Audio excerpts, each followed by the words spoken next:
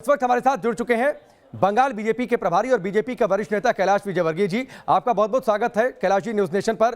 पहला सवाल तो यही है, जो हाल फिलहाल में बंगाल में राजनीतिक हिंसा बढ़ी है वो चिंताजनक है और बंगाल बीजेपी के अध्यक्ष दिलीप घोष के काफिले पर बार बार हमला, कल बीती रात भी हमला हुआ।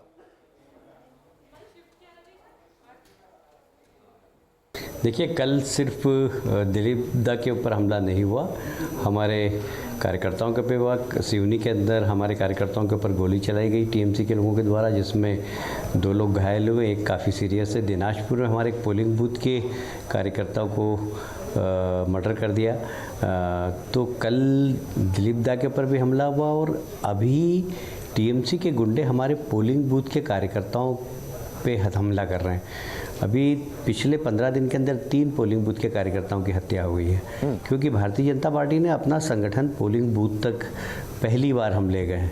तो ये एक आतंक के माध्यम से छोटे कार्यकर्ताओं को पीट कर उनकी हत्या करके, जिससे कि लोग पोलिंग बूथ से काम नहीं कर सकें, ये कोशिश की जा रही है।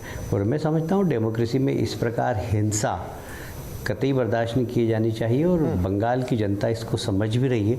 और इसीलिए दीदी की दादागिरी चल रही है, दीदी के लोगों की गुंडागिर्दी चल रही है, पर जनता सब समझ रही है और जनसैलाब हमारे साथ जुड़ता जा रहा है। इसकी घबराहट भी है, इससे ममता जी विचलित हो गई है। कैलाश जी, बंगाल में जब भी चुनावों की बातचीत होती है, चुनावी संदिग्ध है पुलिस की भूमिका जी, चुनावी इतिहास पर अगर नजर डालें तो हिंसा का एक लंबा दौर रहा है। खुद कभी ममता बनर्जी इसके विरोध में थी, लेकिन आज एक बार फिर से वही दौर शुरू हो गया। इसकी वजह आप क्या मानते हैं और क्या आपको लगता है कि इस बार के चुनाव में बुलेट का जवाब वहां की जनता बैलेट से देगी?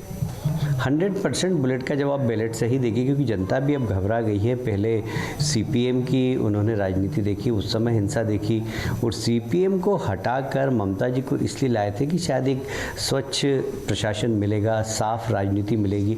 पर दुर्भाग्य से सीपीएम से भी ज़्यादा खराब स्थिति ममता जी की सरकार ने इस राज्य की कर दी है। तो अब लोगों को घुटन होने लग गई है कि किस प्रकार इस प्रदेश में हिंसा समाप्त हो, कब इस प्रदेश का विकास होगा। इस प्रदेश की अपनी एक गरिमा रही है, सांस्कृतिक गरिमा, धार्मिक गरिमा, राजनीतिक गरिमा, साहित्यिक गरिमा, महापुरुषों का प्रदेश है ये। पर जिस तरीके से यहाँ पर बम और गोली का इस्तेमाल राजनीति में हो रहा है, तो एक सामान्य व्यक्ति अपने आप को ठगा सा महसूस कर रहा है। और मुझे लगता है कि ये जो हिंसा की राजनीति ये बंगाल में पहले से थी। जो ताकतवर पार्टी अपोजिशन में होती है, सत्ताधारी दल उसके ऊपर हमला करता है। मैं पिछले 6 साल से यहाँ पर बंगाल में हूँ।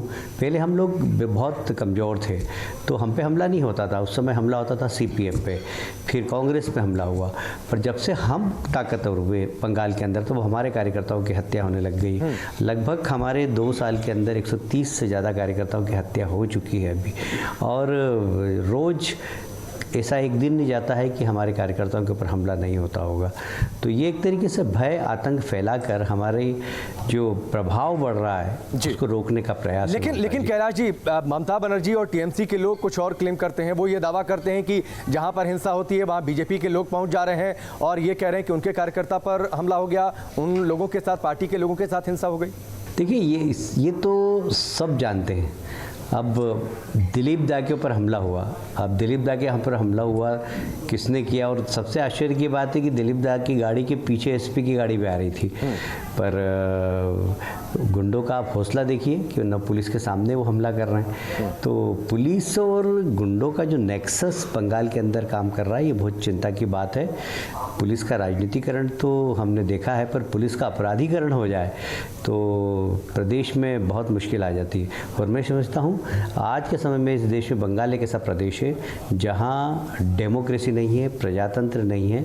यहाँ सिर्फ डंडे का राज है, गोली का राज है, बम का राज है। ममता बनर्जी ये कहती हैं बार बार चुनावी रैलियों में लोगों के सामने कि बाहरी लोग हैं जो लोग राज्य में आकर हिंसा फैला रहे हैं, वो तो राज्य को संभालने में लगी हैं। इस पर आपकी टिप्पणी क्या है?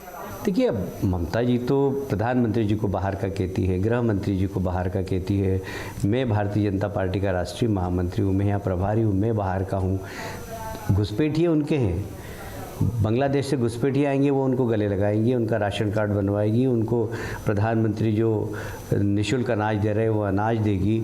रोहिंग्या मुसलमान जिनको कि सारी दुनिया उनके आतंक से परिचित है, वो पश्चिम बंगाल में आ सकते हैं, उनको रहने के लिए जगह मिल सकती है, उनका राशन कार्ड बन सकता है, उनका वोटर लिस्ट में नाम लिखा सकती है ममता जी। मतलब रोहिंग्या मुसलमान बाहर के नहीं है, बांग्लादेश के घुसपैठिए बाहर के नहीं है, इस देश के प्रधानमंत्री बाहर के हैं, इस देश के गृह मंत्री बाहर के हैं। अब ये तो बंगाल की जनता जवाब देगी ममता जी के इस आरोप का। अब हम ये कहें कि हम जवाब दें, हमें जवाब देने की ज़रूरत नहीं है। हम भारतीय जनता पार्टी कार्यकर्ता, भारतीय जनता पार्टी आज कश्मीर से लेकर कन्याकुमारी तक, कटक से लेकर कटक तक सब दूर है, और सब दूर हम लोग जाते हैं काम करने के लिए। हम बिहार जाते हैं, उत्तर प्रदेश जाते हैं, तो अब हम बाहर के हो गए। तो अब अगर इस प्रकार, अब चूंकि उनकी पार्टी लोकल पार्टी है, अब लोकल पार्टी है, बाहर उनका कुछ है नहीं, तो वो समझते हैं कि बस उनकी दुनिया बंगाल ही है। हम भारत के नागरिक हैं। आपने घुसपैठियों का जिक्र कर दिया कैलाश जी, आप लोगों के बीच जा रहे हैं, लोगों से बातचीत हो रही है, बांग्लादेश और लंबे समय से आप बंगाल में काम भी कर रहे हैं। आपको लगता है कि घुसपैठिए एक बड़ा मुद्दा होंगे इस बार के चुनाव में? निश्चित रूप से होंगे। देखिए, यदि हम बाहर के होते और बंगाल की जनता ये कहती बाहर के हम, तो हमारी इस सभा में इतने सारे लोग आते क्या? आप देखिए, पिछले कल भी मैं गया था, बड़ी सभा हुई हमारी, परसों में गया था, बड़ी सभा हुई, और सब स्थानीय लोग आ रहे हैं, बिना साधन के आ रहे हैं। हम लोग यहाँ विपक्ष में, ऐसा नहीं कि सरकारी महकमा भीड़ ला रहा है। तो आज भारतीय जनता पार्टी के प्रति लोगों का आकर्षण इसलिए कि उनको विश्वास है कि मोदी जी के नेतृत्व में एक सोनार बांग्ला का जो सपना बंगाल की जनता ने देखा है, वो पूरा अगर कोई कर सकता है तो भारतीय जनता पार्टी कर सकती है, और मोदी जी के नेतृत्व में हो सकता है। क्योंकि सारे देश में विकास हो रहा है, बंगाल विकास से वंचित है, लोग डेवलपमेंट चाहते हैं, बेरोजगार नौजवान नौकरी चाहते हैं, महिलाएं अपनी सुरक्षा चाहती है, लोग इस प्रदेश को बढ़ता हुआ, विकसित होता हुआ देखना चाहते हैं। और 10 साल उन्होंने ममता जी को देख लिया, प्रदेश और ही पिछड़ा है। अब यदि कोई विकास कर सकता है तो मोदी जी के नेतृत्व में भारतीय जनता पार्टी कर सकती है, और इसलिए लोग भारतीय जनता पार्टी के प्रति आकर्षित हैं। देखिए, बाहरी और घुसपैठियों की चर्चा हो रही है, तो ममता बनर्जी एक बात और रैलियों में कहती हैं कि हर जगह देश में गुजरात के लोगों का शासन नहीं चलेगा। ऐसा नहीं हो सकता कि बंगाल में भी गुजरात के लोग आ जाएं, रूल कर दें। कह रही हैं कि बंगाल को बीजेपी से बचाने की जरूरत है। अरे, इस देश के प्रधानमंत्री गुजरात के हैं, इस देश के गृह मंत्री गुजरात के हैं। अब क्या ममता जी ऐसे रोक सकती है क्या डेमोक्रेसी के अंदर? और गुजरात क्या है? गुजरात बांग्लादेश का हिस्सा है कि पाकिस्तान का हिस्सा है? हमारे देश का हिस्सा है। इस प्रकार की हास्यास्पद बात कहना और इस देश में प्रधानमंत्री बनने का सपना देखना, आप देखिए दोनों में कितनी कंट्रोवर्सी है। ममता जी कभी प्रधानमंत्री बनने का सपना देख रही थी, वो प्रधानमंत्री बन सकने का सपना देख सकती, पर गुजरात का व्यक्ति कोई देश के अंदर काम नहीं कर सकता। ये तो बहुत ही हास्यास्पद बात है। अच्छा, आपने पीएम मोदी का भी जिक्र किया। बिहार में प्रधानमंत्री मोदी की रैलियों का कितना असर रहा, वो चुनावी नतीजों में दिखाई दिया। आपको लगता है कि आने वाले समय में प्रधानमंत्री मोदी की रैलियां इसी तरीके से बंगाल में होंगी, उनका असर दिखेगा? ये सवाल इसलिए भी है क्योंकि जब बिहार चुनाव में जीत का जश्न हो रहा था, उस दौरान पीएम मोदी ने यह कह दिया था कि राजनीतिक हिंसा वो चिंताजनक है। जाहिर सी बात है, बंगाल का वो जिक्र कर रहे थे।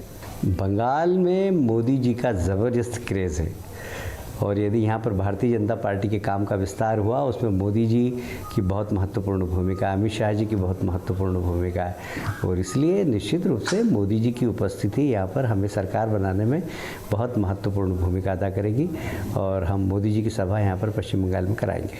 टीएमसी ने पिछली बार 211 सीटें जीती थी, आप लोग कह रहे हैं 200 प्लस इस बार जाएंगे। कितनी सीटें, और क्या ये पूरा रोल रिवर्स पॉसिबल है? 100% पॉसिबल है। जब हमने लोकसभा में कहा था, जब भी हमसे लोग प्रश्न करते थे कि आप तो डबल फिगर में नहीं आ सकते, आपकी 2 सीटें 4 हो जाएगी, 6 हो जाएगी, 8 हो जाएगी, हम 18 सीट लाए, और अब भी हम कह रहे हैं कि हम 200 प्लस जीतेंगे, क्योंकि अब हमारे संगठन का विस्तार हुआ है, भारतीय जनता पार्टी के प्रति लोगों का विश्वास बढ़ा है, मोदी जी के प्रति लोगों का विश्वास है, और ममता जी के खिलाफ गुस्सा है। तो हमारे साथ नेगेटिव वोट भी है, पॉजिटिव वोट भी है जी। लेकिन जो अगर सीटों के समीकरण की बातचीत चलती है, तो टीएमसी ने पिछली बार जो सीटें जीती थी, उनमें से करीब मुझे लगता है 95 या 98 सीटें ऐसी होंगी, आप शायद ज़्यादा बेहतर समझते होंगे, जहां पर मुस्लिम वोट निर्णायक बने थे। तो एक पोलराइजेशन की बातचीत हो रही है, तो आप लोग कैसे ये रोल रिवर्स करेंगे? क्या काउंटर पोलराइजेशन होगा? देखिए, बंगाल के अंदर बहुत बड़ा मुस्लिम समाज भी ममता जी के इस हिंसा की राजनीति के खिलाफ है। कल ही हम तमलुक के अंदर हमने टीएमसी के बड़े नेता शिराज भाई की भारतीय जनता पार्टी की सदस्यता दिलाई, उनके साथ सैकड़ों की संख्या में मुस्लिम भाई भारतीय जनता पार्टी में आए हैं। तो हिंसा की राजनीति कोई भी पसंद नहीं करता। हिंदू मुसलमान की बात नहीं है, हिंदू भी पसंद नहीं करता, मुसलमान भी पसंद नहीं करता, कोई भी पसंद नहीं करता। आपसे भी मैं कहूँगा कि आपको हिंसा की राजनीति पसंद है तो आप भी कहेंगे नहीं नहीं हिंसा की राजनीति पसंद नहीं है। तो हिंसा की राजनीति कोई पसंद नहीं करता, सब शांति चाहते हैं, सब डेवलपमेंट चाहते हैं। तो नहीं ये बात मैंने इसलिए कह दी थी कैलाश जी क्योंकि टीएमसी और दूसरे दल आरोप ये लगा रहे हैं कि आप लोग पोलराइजेशन के भरोसे इस चुनाव को जीतना चाहते हैं। बिल्कुल नहीं, हम विकास के भरोसे जीतना चाहते हैं। मोदी जी का मंत्र है कि सबका साथ, सबका विकास और सबका विश्वास, इस मंत्र के बल पर हम जीतना चाहते हैं। और इसीलिए मैंने कहा कि हमारे पास अगर मुस्लिम भाई भी आ रहे हैं भारतीय जनता पार्टी में तो इसीलिए आ रहे हैं कि उन्हें विश्वास है कि भारतीय जनता पार्टी के नेतृत्व में पश्चिम बंगाल का विकास होगा और हमारा भी विकास होगा।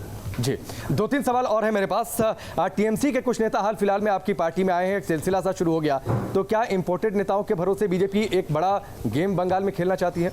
देखिए, ऐसा है कि हमारे साथ कांग्रेस के लोग भी आए, हमारे साथ सीपीएम के लोग भी आए।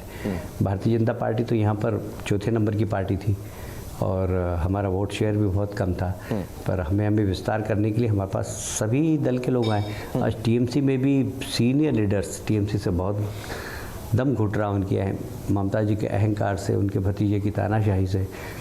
टीएमसी के सीनियर लीडर उनसे बहुत परेशान हैं जी। कई लोग उसमें से सोच रहे हैं भारतीय जनता पार्टी में आने के लिए। एक और परिवर्तन हो रहा है कैलाश जी, मैंने थोड़ा सा इंटरप्ट किया क्योंकि तमाम नेताओं की चर्चा हुई, तो एक और परिवर्तन हुआ कि ओवैसी साहब पहुंचे बंगाल में, ताल ठोक रहे हैं कि वो भी चुनाव लड़ेंगे। आरोप ये लगाया जाता रहा है कि वो बीजेपी की बी पार्टी के तौर पर काम करते हैं, वोट काटते हैं, पोलराइजेशन ज़्यादा तेज होता है जिसका फ़ायदा अंततोगत्वा बीजेपी को मिलता है। देखिए, यहाँ पर हम 51% की राजनीति कर रहे हैं, हमारे पास 51% वोट होंगे और हम 2/3 बहुमत से जीतने, हम अकेले सिंगल लार्जेस्ट पार्टी यहाँ पर बनेंगे। हम अपने बल पर यहाँ पर चुनाव जीत रहे हैं, हम किसी के भरोसे चुनाव नहीं लड़ रहे हैं यहाँ पर। और इसलिए किसी के लड़ने नहीं लड़ने से भारतीय जनता पार्टी को कोई फ़र्क नहीं पड़ेगा। हम 51% की राजनीति करें, 50% वोट शेयर हम यहाँ पर प्राप्त करेंगे और 2/3 बहुमत से सरकार बनाएंगे। बंगाल में बीजेपी को जीत मिले, सरकार बने, इसके लिए सबसे बड़ी जिम्मेदारी आपके पास है, तो आपकी सबसे बड़ी चुनौती बंगाल में क्या है? हमारे लिए सबसे बड़ी चुनौती ये है कि चुनाव आयोग इस प्रकार की यहाँ पर व्यवस्था करे कि लोगों का भय खत्म हो जाए, डर खत्म हो जाए, लोग निर्भीकता से मतदान कर सके। यदि निर्भीकता से मतदान करेंगे तो हम 3/4 बहुमत से यहाँ पर जीतेंगे और सरकार बनाएंगे। अच्छा, आमतौर पर देखिए हाल फिलहाल में कई सारे चुनाव ऐसे हुए हैं, अधिकतर चुनाव ऐसे होते रहे कि एक चेहरे को आगे कर दिया जाता है, उसके बाद हम जाते हैं। बिहार में देखिए नीतीश कुमार का एनडीए के नेता के तौर पर चेहरा आगे कर दिया गया था। बंगाल में ऐसा होगा क्या, और नहीं होगा तो क्यों नहीं होगा? एक जवाब, कोई चेहरा है सीएम के लिए आपके पास? देखिए, बंगाल में हमारी कभी सरकार रही नहीं। जैसे उत्तर प्रदेश में हम चुनाव लड़े तो कोई चेहरा नहीं था, हरियाणा में हम चुनाव लड़े तो कोई चेहरा नहीं था। जहाँ पर हमारी सरकार नहीं रहती वहाँ पर कोई चेहरा होता नहीं, और इसलिए यहाँ पर भी हमारी कभी सरकार नहीं रही, इसलिए हमें यहाँ पर चेहरे की आवश्यकता नहीं। यहाँ पर मोदी जी के नेतृत्व में चुनाव होगा, मोदी जी के नेतृत्व में सरकार बनेगी और हमारी जो हाईकमान है जो तय करेंगे वो मुख्यमंत्री बनेगा, पर इस प्रदेश का विकास मोदी जी के नेतृत्व में होगा। और क्योंकि बड़ा प्रदेश है ये और हम पहली बार सरकार बनाएंगे तो हमारा केंद्रीय नेतृत्व भी समय समय पर मार्गदर्शन देगा, जो भी मुख्यमंत्री बनेगा। तो ये माने कि अगर आप लोगों को मैंडेट मिल जाता है या फिर इस चुनाव के बाद कम से कम उस सोनार बांग्ला में राजनीतिक हिंसा की कोई जगह नहीं होगी, चुनावी हिंसा नहीं होगी, जैसा हाल फिलहाल में देखने को मिला है? निश्चित रूप से हम कभी भी बदले की भावना से राजनीति नहीं करते। आपने देखा होगा उत्तर प्रदेश में हमने सरकार बनाई, कभी ऐसे बदले की भावना से वहाँ पर राजनीति नहीं की। हरियाणा में हमने सरकार बनाई, कभी बदले की भावना से हमने कार्रवाई नहीं की। हम डेवलपमेंट की राजनीति करते हैं और हमें कहते हुए बहुत गर्व है कि जब से मोदी जी प्रधानमंत्री बने हैं इस देश का एजेंडा विकास का हो गया है। बिहार में हमेशा जाति के आधार पर चुनाव होते थे, पर पिछले विधानसभा में आपने देखा होगा जाति के आधार पर वोट डले, पर कुछ बड़ा परसेंटेज एक विकास के आधार पर भी वोट गिरा है।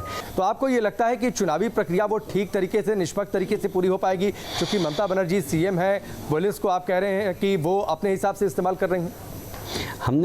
हम चुनाव आयोग से हम प्रार्थना करेंगे कि यदि यहाँ पर निष्पक्ष चुनाव कराना है तो स्थानीय पुलिस को चुनाव प्रक्रिया से दूर रखें और सेंट्रल फोर्स के द्वारा ही पूरे चुनाव संपन्न हो। यदि सेंट्रल फोर्स के द्वारा चुनाव संपन्न होंगे तो निश्चित रूप से निष्पक्ष चुनाव होंगे और भय और आतंक खत्म करना पड़ेगा। जो लिस्टेड गुंडे हैं वो समाज में नहीं रहेंगे, वे जेल की सीखचों में रहेंगे, तो चुनाव निष्पक्ष होंगे। बस आखिरी सवाल, 2020 में बिहार, 2021 में बंगाल, आप लोगों का नारा था आधा सच हो गया, आधा अगले साल सच हो जाएगा, भरोसा है आपको? 100%। आप लोग भी दुआ कीजिए। ठीक है, कैलाश विजयवर्गीय जी, हमसे जुड़ने के लिए, बातचीत के लिए आपका बहुत बहुत शुक्रिया। आने वाले चुनाव के लिए आपको ढेर सारी शुभकामनाएं आपको। बंगाल बीजेपी के अध्यक्ष दिलीप घोष पर जिस तरीके से हमला हुआ उस पर चिंता जताते हुए और इस बात का उन्होंने भरोसा जताया है, उम्मीद जताई है कि इस बार पूर्ण 2/3 बहुमत के साथ वो बंगाल में सरकार बनाएंगे, 200 से ज्यादा सीटें उनकी आएंगी बंगाल के अंदर।